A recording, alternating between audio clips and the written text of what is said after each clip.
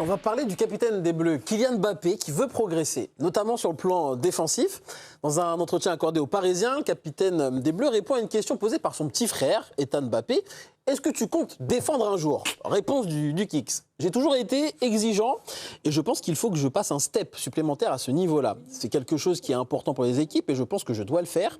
Tout ça doit commencer déjà avec cette Coupe du Monde parce qu'on veut la gagner. Je suis prêt à bien faire les choses parce que je la veux à tout prix. Franchement, Mathieu, moi j'ai hâte de voir ça. J'ai hâte de voir Kylian Mbappé faire des replis défensifs et aider ses partenaires dans le repli, justement. Bah oui, on a tous hâte. Après, il faut qu'il en soit convaincu. Là, on a l'impression qu'il va contre cœur. C'est bon, bah, vu que tout le monde me le dit, va bien falloir que je le fasse. Non, il faut que ça devienne quelque chose ancré en lui. Il faut qu'il se dise vraiment que maintenant, dans le football moderne, tu as besoin d'avoir tout le monde impliqué, surtout à la perte du bal. On ne demande pas de faire des replis de 60 mètres, mais si tu as une vraie réaction, une vraie envie de défendre sur les 4-5 mètres, bah, c'est ça qui va impacter. Après, vraiment, moi, personnellement, c'est pas forcément là-dessus que je vais vraiment l'attendre. Ouais. Moi, ce que j'ai envie de Kylian, c'est qu'il fasse dans l'animation, vu qu'il y a Dembélé qui est là et qu'on pose vraiment souvent la question entre les deux, comment ils peuvent cohabiter, c'est qu'il a besoin de sacrifier un petit peu son jeu pour que Dembélé existe. Parce que on voit bien que Dembélé a besoin de liberté, de venir au ballon, revenir un petit peu dans le cœur du jeu. Si Kylian le fait également, c'est à ce moment-là qu'il se marche sur les pieds. Okay. C'est à ce moment-là que tu réduis l'espace de vie de Dembélé. Il a besoin de sacrifier un petit peu, d'être ce joueur qui va fixer les défenseurs, laisser de la place et faire ce travail un peu ingrat parfois. Ouais. Il a besoin de le faire et c'est là-dessus que j'ai envie qu'il progresse au niveau de sa mentalité. C'est vrai que Pierrot, aujourd'hui, pour gagner, les attaquants, ils doivent faire des efforts défensifs. Oui. Et Kylian Mbappé, effort défensif, bizarrement, je sais pas, le match, je le vois pas. Après, faut pas tout mélanger non plus. Il sera jamais Edinson Cavani. Hein. Oui, non, mais faut bien se le dire, et ni Dembélé dans le pressing. Mais ce qu'on demande à des attaquants comme Kylian Mbappé, c'est pas forcément de courir dans tous les sens, mais d'avoir une orientation pour essayer de faire en sorte que l'équipe aille là où on a envie que l'adversaire aille pour qu'on soit tous dans le même, pour bloquer un peu les côtés. Je m'explique, s'il a son orientation comme ça et que le défenseur central est orienté vers la droite, et ben il doit le forcer à aller vers la droite pour que toute son équipe aille vers la droite, vers la gauche. Donc c'est un vrai boulot. Mais moi, il va falloir qu'il évolue aussi, parce que quand tu fais aussi ces courses-là, la lucidité qu'il avait pour faire toutes ces courses, ça va changer aussi. Donc, je suis d'accord avec lui sur le fait que ce soit un step à passer. Maintenant, quand Kylian Mbappé a ce genre de discours quand même dans la presse, généralement, ça se suit aussi avec ce qui se passe sur le terrain.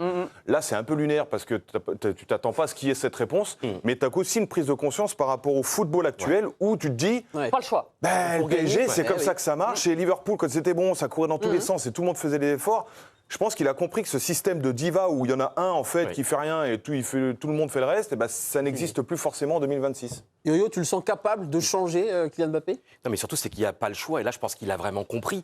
Il voit que les années passent, il n'y a toujours pas de Ballon d'Or, il n'y a pas de Ligue des Champions, certes 2 Coupes du Monde extraordinaires, mais il voit qu'Olysée c'est extraordinaire, il voit que Dembélé c'est extraordinaire, il voit les doués aussi, les autres aussi pendant Olysée c'est un bon exemple. Hein.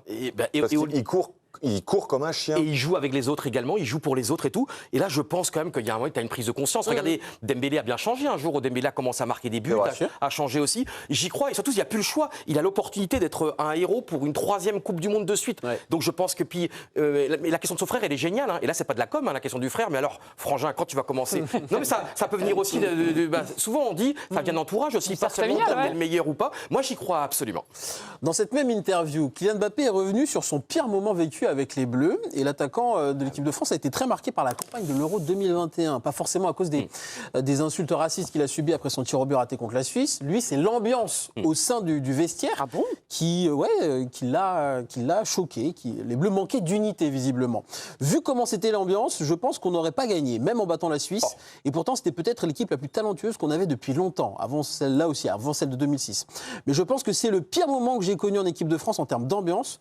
Ça s'est ressenti dans le groupe. On en parle souvent entre joueurs. Ça ne s'est pas vu, mais c'est le moment où l'équipe de France a été la moins unie depuis que je suis en sélection. On ne sait pas tout, hein ? Non, on ne sait pas tout. Rappelons qu'à ce moment-là, les Bleus avaient Grisou, Benzema, Giroud, Mbappé. C'est la première fois qu'on entend le capitaine des Bleus parler de cet Euro-là dans ces termes précis. Ça veut dire quoi? Que les joueurs offensifs n'arrivaient pas à cohabiter? C'est comme ça que je l'ai compris, moi, Mathieu. Bah, non, mais ça confirme surtout, encore une fois, que des fois, le discours des entraîneurs, pour des grandes compétitions comme ça, de ne pas forcément prendre les meilleurs, mais de réunir un groupe, est plus important. Bah, ça le confirme encore une fois. Il dit que c'était peut-être l'équipe la plus talentueuse, mais si on voit qu'il n'y a pas une bonne connivence entre tous, si on voit que ce n'est pas une vraie famille prête à se battre les uns pour les autres, bah, on voit que ça ne marche pas, même si tu as beaucoup plus de talent. Donc, il confirme juste un petit peu plus ce que les discours des entraîneurs nous disent en conférence de presse, quand des fois, ouais, non, j'ai pas pris celui-là parce que je préfère. Ouais, c'est une vraie famille que tu as besoin de construire pour aller au bout d'une grande compétition. Après, juste rappelons le contexte aussi de 2021. Dans le sens Covid, c'était très compliqué aussi pour toutes les équipes. Mais c'est un peu, je trouve que c'est un peu le moment où il y a eu la transition avec l'ancienne sélection et ce qui va se passer un petit peu derrière. D'accord. Donc tu as une prise de pouvoir un peu de la jeunesse aussi qui commence à se mettre en place. Et cette transition, bah, on l'a payée pleine tête en fait pour cette année-là. Donc, mais rappelons le contexte Covid où je pense que c'était compliqué pour pas mal d'équipes aussi. Le Covid, c'était pour toutes les équipes. C'est pas propre à Oui, bien sûr. France, mais c'est encore plus difficile quand tout n'est pas fait. De vivre un moment comme ça sous Covid. Quand tu as un groupe qui est déjà prédéfini 4 ans avant ou 2 ans avant, où tu as déjà vécu quelque chose, tu te retrouves en plein Covid où tu n'es que entre nous, bah, tu peux le faire, tu vois, tu as une facilité. Là, il y avait des retours, il y avait ceux qui partaient, il y avait des jeunes qui commençaient d'arriver. C'était un autre contexte, c'est autre chose à construire. Et quand tu peux pas aller faire un bowling ou un truc ou pas sortir, en fait, uniquement dans ta sphère, bah, je pense que c'est plus difficile aussi. Oui, Yo-Yo. Non, mais cette interview, elle est fondamentale. Voilà encore une fois pourquoi on aime que les sportifs, les athlètes des champions parlent. Tu te rends compte, 2021, 2026, 5 ans pour qu'on apprenne ça. Et tu as vu, quand il fait une interview à Mbappé, bah, c'est formidable quand il parle parce qu'on apprend sur cette équipe de France, donc ça les Yo-Yo aussi dit ça le lendemain. Ben oui, mais il y a un timing. Tu sais très bien Oui, que derrière ça. Non, mais là, ça va faire plus de mal que mais de Mathieu, bien. entre 1 mois et 5 ans, et je ne suis pas là pour le critiquer, au contraire, moi je dis, c'est que souvent on dit les sportifs ne parlent pas assez, mais évidemment les sportifs ne parlent pas assez, et ça montre bien qu'il y a encore une fois, on n'est pas dans les vestiaires et qu'on ne sait même pas 1% de ce qui se passe dans la vie d'un groupe. On avance dans cette planète mondiale pour parler de l'Espagne et de Pau Cubarsí, le défenseur catalan de cette sélection espagnole qui assume le statut de favori, champion d'Europe avec la Roja en 2024. Pour lui, l'Espagne est la grande favorite de ce mondial. Est-ce que je m'imagine soulever le trophée à New York ? Oui. Oh yo. Dès le début, j'ai visualisé cette image car il faut avoir l'envie et l'ambition d'essayer de remporter la coupe et de la ramener en Espagne. C'est ce qu'il a dit au Mundo Deportivo. Le statut de favori, j'assume. Ça ne me fait pas peur de dire que nous sommes favoris car nous avons des joueurs exceptionnels et nous formons une grande famille, comme on l'a vu au cours de ces 3 dernières années. C'est vrai que Montpellier, ils sont champions d'Europe en titre, ils ont gagné l'Euro, je le rappelle.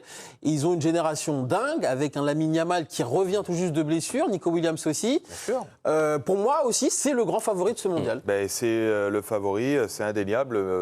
Moi, je mets la France, mais c'est peut-être aussi une histoire de cœur et d'effectifs. Mais quand tu regardes ce qu'il y a sur le papier, évidemment qu'ils sont favoris. Mais moi, j'adore ces discours. J'aime bien que les choses soient dites et que. Je dirais l'étonnement. S'il disait, bon non, je suis pas sûr que je prendrais les pincettes. Non, mais ce que je veux dire, c'est que tu as des joueurs qui se cachent un petit peu derrière ce genre de truc. Ce discours un peu en demi-teinte en disant « Ouais, mais tous les matchs sont compliqués, blablabla, blablabla. » C'est des conférences de presse un peu affreuses. Mais moi, j'aime bien cette nouvelle génération qui assume le fait d'être un groupe important. Ouais. Mais en fait, le fait d'avoir cette ambition de l'afficher ne t'empêche pas l'échec. Ça veut dire que tu mets tout en place pour essayer d'y arriver. On va pas lui tomber dessus derrière. C'est compliqué. Et le dire, c'est pas de l'arrogance, Johan. C'est être sûr de sa force, c'est même être honnête. Ça dépend comment c'est dit aussi. Honnête par rapport comment ? Ça dépend aussi de la manière de le dire. Oui, mais là, là tu vois, c'est dit. Non, mais surtout, ils ont la certitude du jeu. C'est-à-dire qu'au-delà de l'état d'esprit, au-delà de Yamal, au-delà des stars, il y a ce fil conducteur, il y a ce fil rouge. Et depuis 2024, il n'est pas parti, ce fil rouge. Au contraire, c'est toujours une équipe extraordinairement joueuse. Et peut-être qu'ils vont se faire sortir en 16e, en 8e. Et moi, je trouve que c'est bien de dire. Il n'y a rien de pire que la fausse modestie ou que l'immodestie. Exactement. Tu sais de quoi tu parles, toi, d'ailleurs. Dans la suite de l'interview, il dit quand même que les favoris sont l'Argentine, le Brésil et l'Angleterre. Bon, là, il est un peu moins lucide quand même. Il manque un pays. Il est moins lucide. Il manque la France. Il manque la France. Un joueur de Ligue 1 a déjà illuminé ce mondial. C'est Ayoub Boadi, le milieu de terrain marocain, a choqué le monde après son match plein XXL, même face au Brésil. Un partout entre les deux équipes, mais il a allié culot, assurance et qualité technique, vraiment, à Ayoub Boadi. La prestation du milieu de terrain travailleur n'a pas surpris, pourtant son sélectionneur, Mohamed Ouabi. Écoutez-le. Ça m'a pas impressionné parce que on savait très bien quel joueur c'était. Et c'est pour ça qu'on a eu beaucoup de rencontres pour qu'il choisisse le Maroc. Mais c'est vrai que peut-être qu'un premier match à un niveau international, un match aussi important à son jeune âge, faire ce qu'il a fait, il ne faut pas oublier, beaucoup de gens parlent de l'âge, mais en termes d'expérience, il a beaucoup plus de matchs en Ligue 1 que beaucoup d'autres joueurs. Il a des matchs en Champions League. Il a joué, je me rappelle, il avait fait une masterclass contre le Real Madrid la saison passée. Donc il a 18 ans, mais c'est quelqu'un de très posé et qui a déjà un sacré bagage et de l'expérience. 18 ans, Ayoub Boadi, on le répète. Et pour un premier match dans une telle compétition, moi j'étais sur les fesses. Je le savais fort, très fort même. Mais là, il a passé un step dans un match face au Brésil. Bon, c'est pas le meilleur Brésil, mais c'est la Coupe du Monde. Et le gars, il a joué comme si c'était Le Mans. Ouais, c'est surtout parce que à cet âge-là, en fait, c'est le côté émotionnel. On se dit, il va pas maîtriser. T'as beau avoir du talent, t'arrives sur une compétition que tu connais pas, avec toute la pression qu'il y a. Là, tu joues pas pour un club, t'as tout un pays derrière, il y a beaucoup d'attentes. Et il te sort une masterclass à 18 ans. Enfin, c'est juste incroyable. Quoi. Ouais. Moi, je passais mon bac à 18 ans. Lui, il est en Coupe du Monde. Tranquille. Et aujourd'hui, tu es dans l'équipe de choc. Déjà, il avait montré, vous vous souvenez, son premier match en Ligue des Champions, le jour de ses. Il avait dit, oui, c'est vrai. Boadi contre le Real Madrid. Incroyable. Et il avait été absolument extraordinaire, 9 sur 10 dans l'équipe, je crois. Le parcours qu'il avait fait en Ligue des Champions cette saison-là, tout jeune. Mais moi, seulement, c'est pas ce jour-là, c'est le milieu de terrain soyeux. Pour moi, c'est le milieu de terrain à l'équipe de France des années 80. Alors, oui, il n'y a pas Platini, mais dans la manière de jouer, c'est des petits gabarits. El Ainaoui, Ounahi, et ça joue de manière ping, ping, ping, pang, c'est beau. c'est du bonheur. Il a pris 30 millions à un match. C'est facile.